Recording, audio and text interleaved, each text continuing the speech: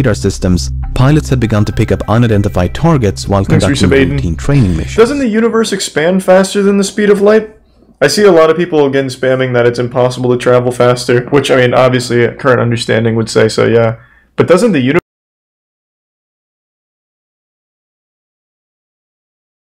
It's not a reality show. Okay, we'll do this one then. Just let me know. Thanks to the bitch Levo.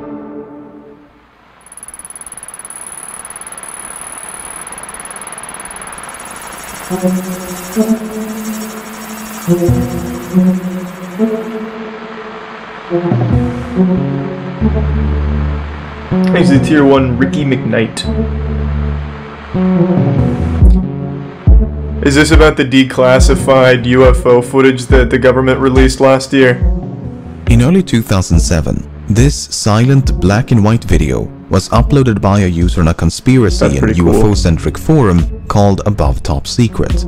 The user claimed the video depicted a disc-shaped UFO outmaneuvering a fighter jet somewhere off the coast of Mexico in the mid-2000s. They had supposedly gained access to the video while serving on board a US aircraft carrier and claimed to have smuggled a potentially classified material. Hold on real quick, I want to send this to my dad. My dad loves UFO shit. Give me 1 second to send it to him.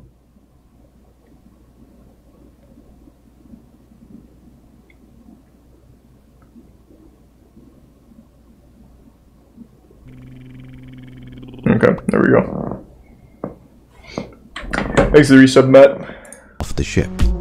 While some members of the forum chose to believe their story, others were not so easily convinced. For instance, the video was hosted on a website belonging to a group of German film students, which led some to denounce the clip as an attempted hoax. Even those who believed it could be genuine still complained that it was a totally uninspiring video of a fuzzy dot. Thanks to the resub, David. Over a decade later, this long-forgotten video suddenly resurfaced as part of an article by the New York Times. The video was now linked to a secret government-funded program and was even corroborated by a credible eyewitness. What had initially been dismissed as a hoax turned out to be real. The video was said to depict a genuine encounter between US Navy fighter jets and some sort of unidentified craft. I just wish the video was better, because the video itself is pretty underwhelming. A video of a similar yet completely separate incident was also featured at the beginning of the article, except this one had sound. Dude, there's a drone, bro. There's a whole fleet of them. Look on the ASA. Oh my gosh. They're all going against the wind. The wind's 120 knots from the west. Look at that thing, dude. These two videos, along with a third released a few months later, spread across the internet like wildfire. Comment sections and discussion threads were dominated by unrestrained speculation about aliens and paranormal phenomena. The skeptics meanwhile took it upon themselves to analyze every pixel in every frame in the hopes of uncovering some it does look fucking weird. That could identify these fuzzy blobs. It's like a Beyblade. Any lingering doubts about the video's authenticity vanished with the release of an official statement by the Department of Defense confirming that the videos depicted real events involving unidentified aerial phenomena. So, what exactly are we looking at? Let's read some Chillo-Wisp. I'm super sorry to hear that, Taken. Well, I'm wishing her and your family the best, man. Good luck.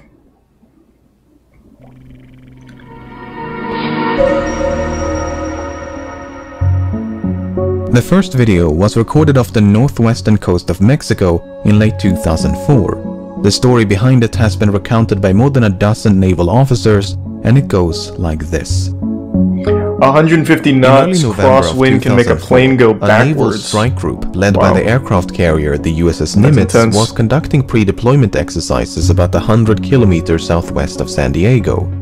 Starting around the 10th of November, radar technicians aboard a guided missile cruiser, the USS Princeton, were puzzled by a series of unidentified radar tracks near San Clemente Island.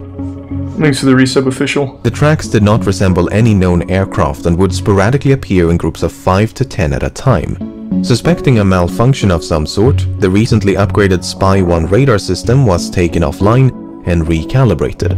Once the system was brought back online, however, the tracks had only become sharper. Among those on board were Senior Chief Operations Specialist Kevin Day, who was an expert on the Spy-1 radar system and had 18 years worth Every of ship should have like an alien conspiracy theorist on it. Day observed firsthand how these unknown targets alternated between slightly strange and physics-defying maneuvers. Sometimes a cluster of tracks would appear out of nowhere and slowly drift south. They were flying too high to be birds, too slow to be conventional aircraft, and did not follow any commercial airways. Other times, they would seemingly descend from space and drop all the way down to sea level in mere seconds. Wow! These phenomena continued for several days, and every time they reappeared, the crew would run up to the bridge and use a pair of heavily magnified binoculars to see these tiny like a bird moving erratically. Yeah, like a bird. On the morning of November the 14th, the crew on board the USS Nimitz were gearing up for a scheduled air defense exercise. They had not yet been informed of the unusual returns picked up by the Princeton. It was a cloudless day, and the sea was calm as pilots took to the skies. Thanks to Prime Midnight. One of them was Lieutenant Colonel Douglas Kurth, who was flying a single-seat FA-18 fighter jet when he was contacted by the Princeton. He was instructed to investigate an unknown target approaching from the south. The Princeton also wanted to know if he carried any weapons, to which the answer was no. Kurth made his way to the specified coordinates but did not pick up anything on sensors. As he looked down towards the ocean, however, his attention was immediately drawn towards a turbulent patch of water. Kurth claims to have seen a roundish disturbance on the ocean, which appeared as though something was submerged just below the surface. It reminded him of a submarine or ship slowly sinking into the ocean. The Nimitz strike group did include a nuclear-powered submarine named the USS Louisville. The Louisville was in the vicinity when Kurth made his observations, so the churning may indeed have been caused by a submerging submarine. That if not, makes sense. Then whatever was in the water. But what if it was a kaiju? By the Louisville's extremely sensitive sonar. Kurth was soon joined by a squadron of 2 tandem-seated F-18s, the lead aircraft of which was piloted by Commander David Fravor. Much like Kurth, Fravor claims to have seen a disturbance on the ocean, which he described as having a vaguely cross-like shape.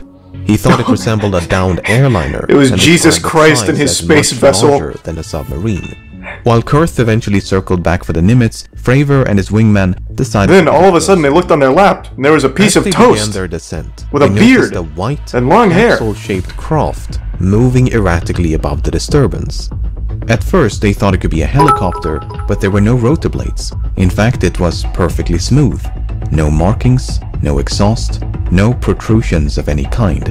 The UFO appeared to maintain a consistent altitude, but made rapid lateral movements with no visible means of propulsion.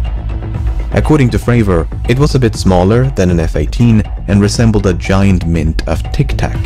What? As Fravor continued to descend, his wingman... They're flying around in birth control pills in space?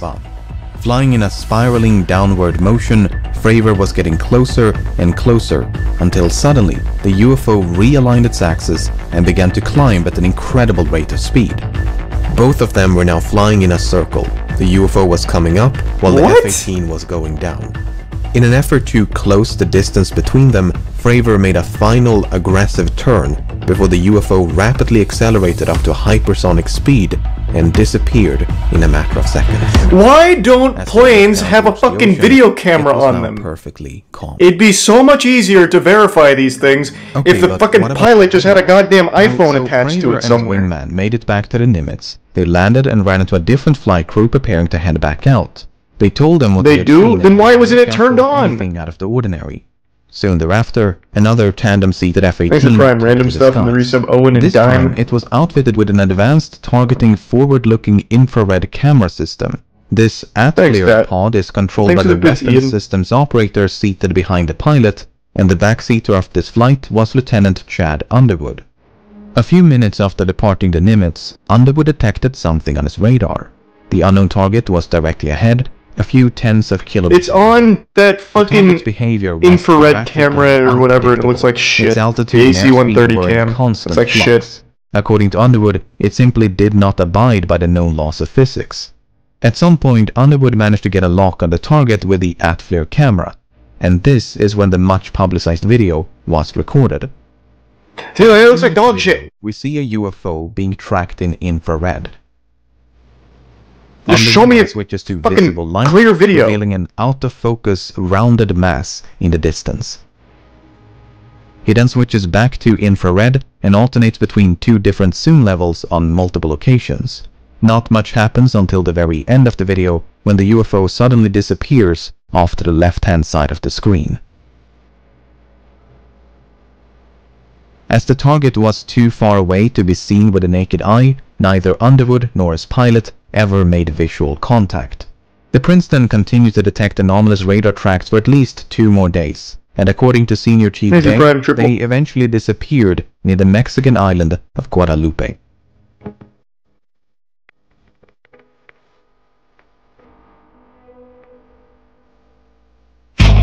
Hold on, I need some water. I love this shit though.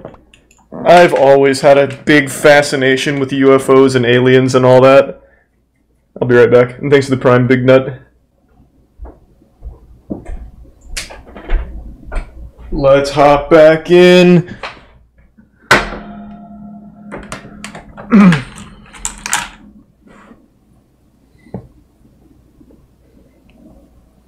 Oh shit. Thanks to Prime. In complete isolation, utterly divorced from any and all surrounding context, this video is extraordinarily unremarkable. Agreed. It's a fuzzy blob against a featureless background. It's only when you place it in the middle of these truly remarkable stories that the video itself becomes remarkable. When skeptics and debunkers claim that this is a distant airplane, I understand why many are so opposed to that explanation, because the witness accounts say otherwise. A distant airplane can't just zip around the sky as if gravity was non-existent. It doesn't make any sense. Unfortunately, we don't see any of those physics-defying maneuvers in the video. In fact, this fuzzy blob does not do much of anything until the very end, when it suddenly disappears off to the left-hand side of the screen. Yeah, it doesn't even disappear fast. This is due to a sudden acceleration by the UFO, but it could also be something as simple as the camera losing its target lock. It's difficult to tell. True. Thanks to resub Habla and himself Soup. Is uncertain about what happens at the end, as he never made visual That'd be contact. cool looking.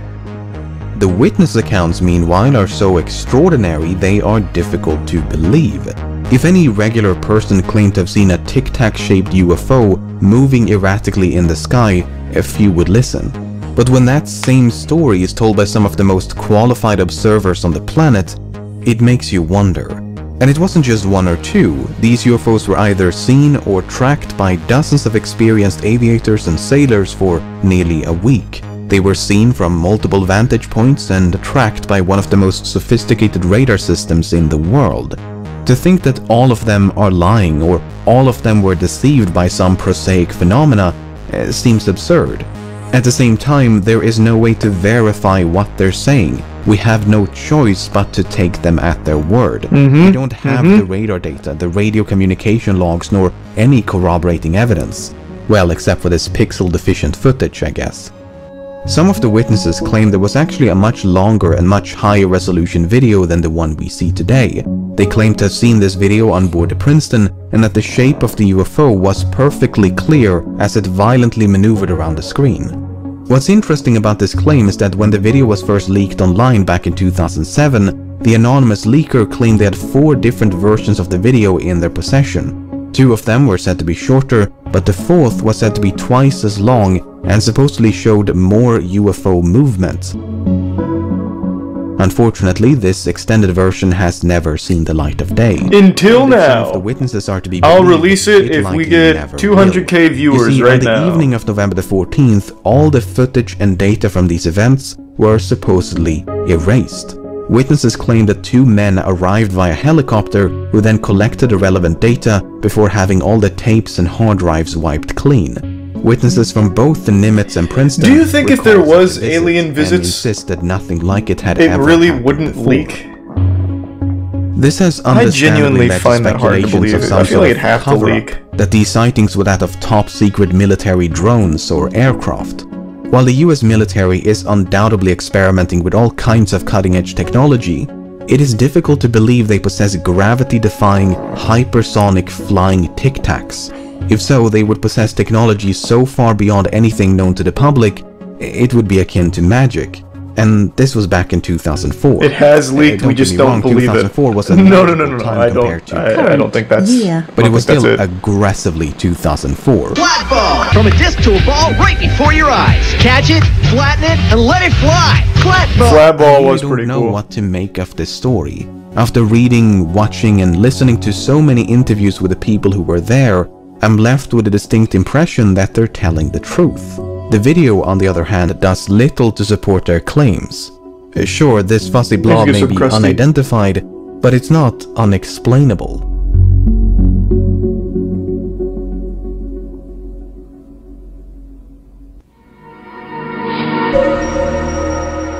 Do people really think if aliens exist, they can travel at light speed? They don't have the technology to not be seen? The second and third videos were recorded off the southeastern coast of the United States in early 2015. It's not exactly the same thing. Visibility and speed don't go hand in hand. Some of their crewmates and fellow pilots have, and according to them, the story goes like this. In the summer of 2014, a naval strike group led by the aircraft carrier the USS Theodore Roosevelt was conducting pre-deployment exercises somewhere off the coast of Virginia. Much like with the Nimitz encounters, the first sign of trouble came in the form of anomalous radar tracks. Following a fleet-wide upgrade of aircraft radar systems, pilots had begun to pick up unidentified targets while conducting routine training missions. Doesn't the universe expand faster than the speed of light? I see a lot of people again spamming that it's impossible to travel faster, which, I mean, obviously current understanding would say so, yeah. But doesn't the universe expand faster than the speed of light, or does it expand at the speed of light? Let's see. Oops.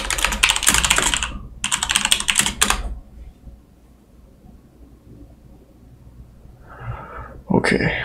Not super helpful.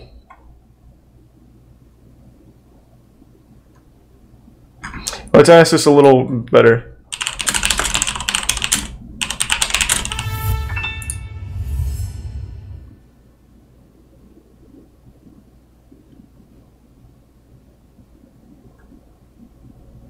Okay, so the universe expands faster than the speed of light, but nothing in it does.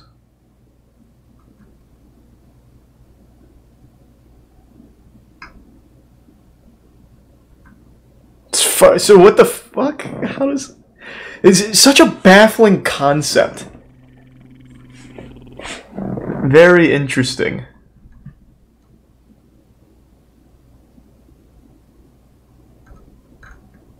So how the fuck can the universe go faster than the speed of light with its expansion, but the things that are left in it aren't traveling at that speed?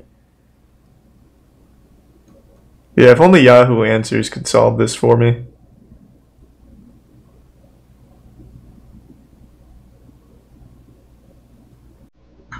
Crazy.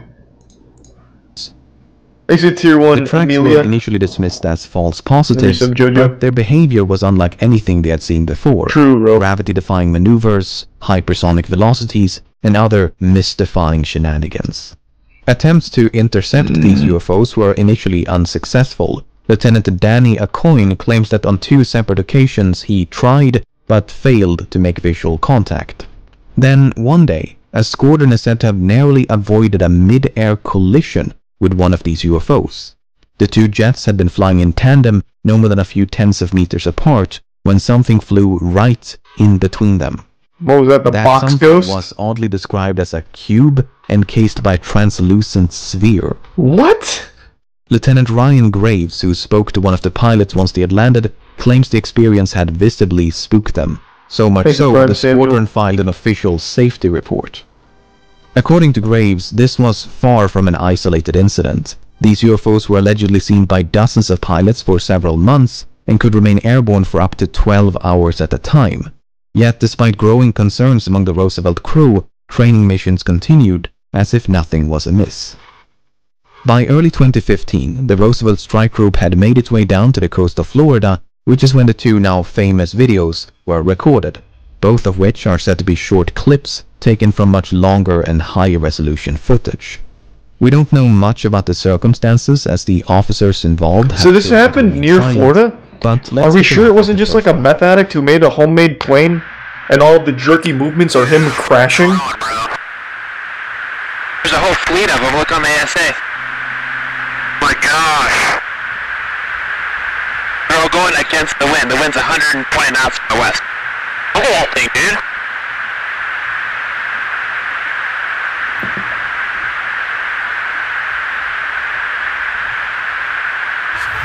That's not our LNS though, is it? It's not. That is the LNS, dude. Well, if there's like... Look at that thing! It's rotating. So, there are a few things to unpack in this one. If we ignore the audio for a moment and focus solely on the visuals, the thing that immediately stands out is the apparent rotation of the UFO. Yeah, that's pretty cool. I use the word apparent because some debunkers claim that this rotation is an optical illusion. Fuck. You see, the ATFLIR pod is equipped with something known as a derotation mechanism. It's meant to counteract the rotation of the camera so that the orientation of the image stays the same, also known as image stabilization. What may not be stabilized, however, are certain artifacts produced by the lens of the camera. You can even try this yourself. Aim a camera towards a light source, rotate the camera, stabilize the footage, and there you go. The orientation of the image is preserved while these spokes of light rotate along with the camera. So much like how the light from this light bulb is producing a lens flare, the infrared radiation from this UFO is said to be producing a lens glare. In other words, the bunkers claim it is the camera and thereby the glare which is rotating, not the UFO itself. Well, this explanation you ruined Christmas then. Fuck you. I thought that was cool. Yeah, things get a bit more confusing once we bring back the audio. Well, if there's a thing, it's rotating. If this rotation is merely the result of image stabilization, why would the pilots fail to recognize it as such? Surely they, if anyone, would know what that looks like. And they're not alone. Both Lieutenant Graves and Acoin believe it is the UFO which is rotating. Furthermore, an expert on the ATFLIR system has very plainly stated that this is not an optical illusion. But this is not the only puzzling comment made by the two pilots. There's a whole fleet of them. Look on the ASA. My gosh. They're all going against the wind. The wind's 120 knots from the west. So the radar is supposedly detecting a whole fleet of UFOs, which are all traveling crosswind. I mean, if what we're looking at is something prosaic, like the ballooning exhaust of a jet engine, these comments don't make a whole lot of sense. I would love to hear what these two pilots have to say if they ever decide to come forward. Until then, all we can do is speculate. Thanks for 5 gift subs again, Syaxis. Appreciate the generosity.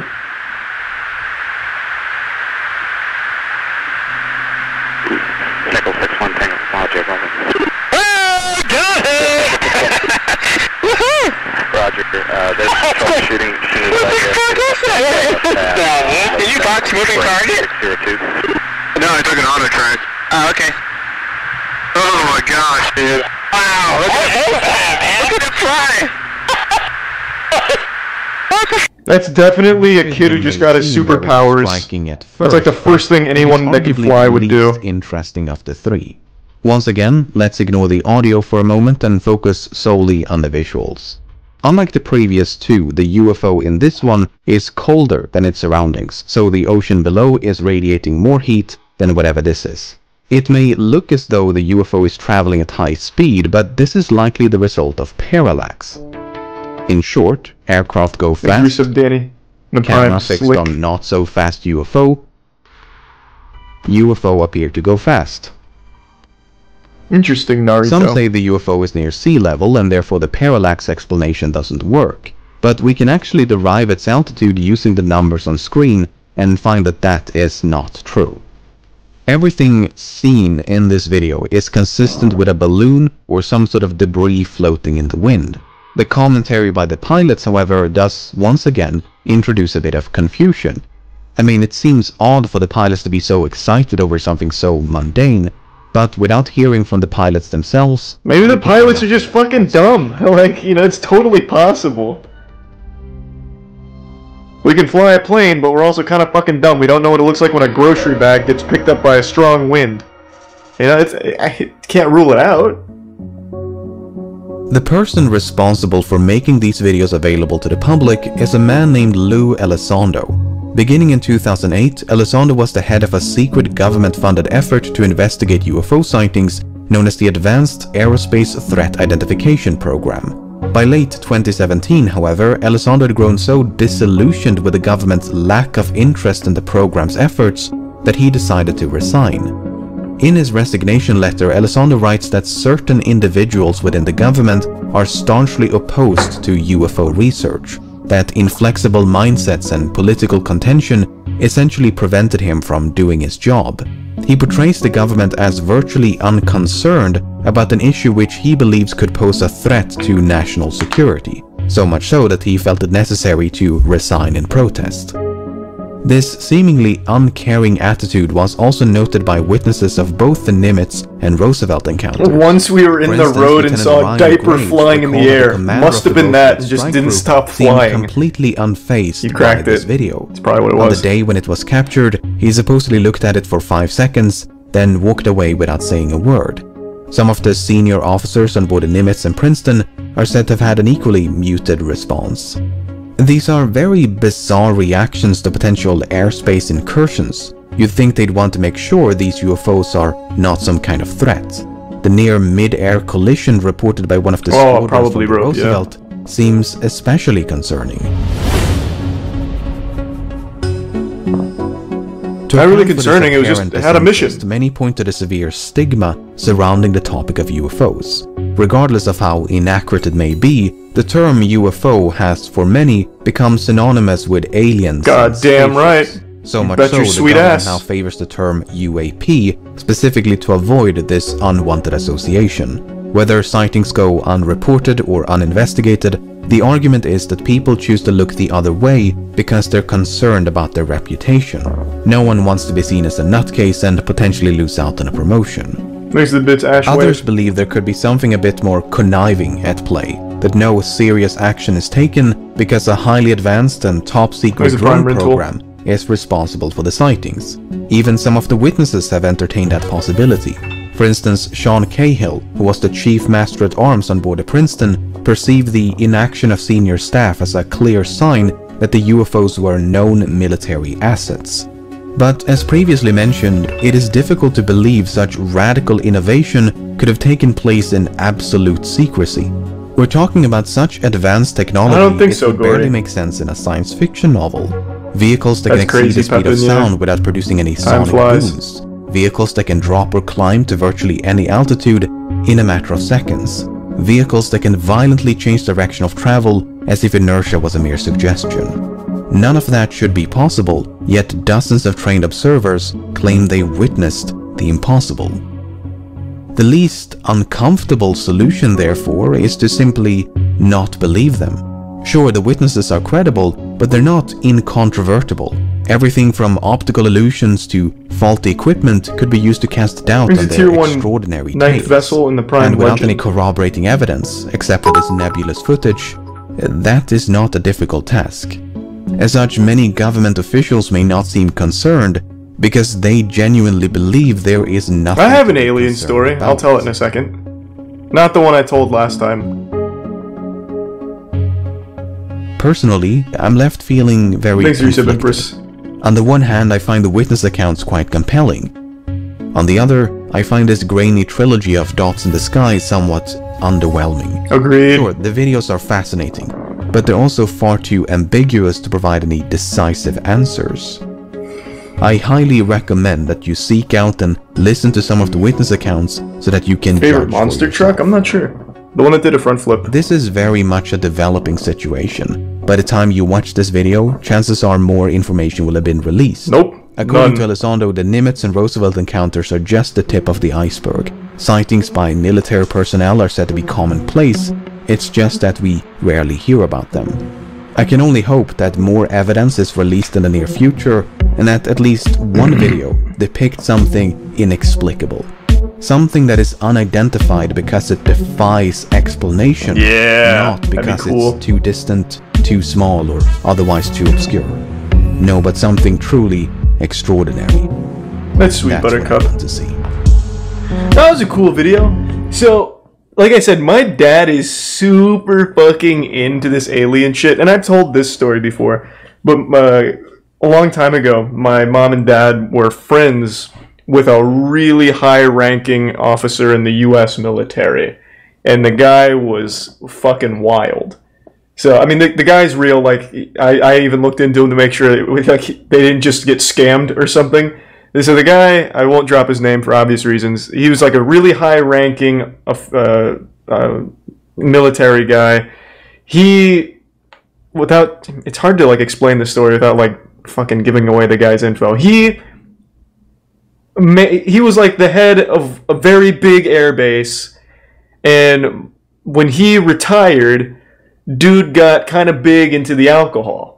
And he would give away, like, a lot of shit that he probably shouldn't to my parents. Some of it, like, standard war shit. But then, like, my dad, being as curious as he was about aliens, would always bring up, like, UFO shit and alien shit. And I don't know if he was just fucking with my dad, but he would always, like, go down that path. He'd be, like, very serious and be talking about, like, how he has had encounters with UFOs and that the government tries to keep it under wraps and that he's seen actual wreckage and shit. So ever since that, my dad has been super fucking adamant that they are real and that the government keeps them under wraps. I think that the family friend was just fucking with him, but it is something interesting to think about.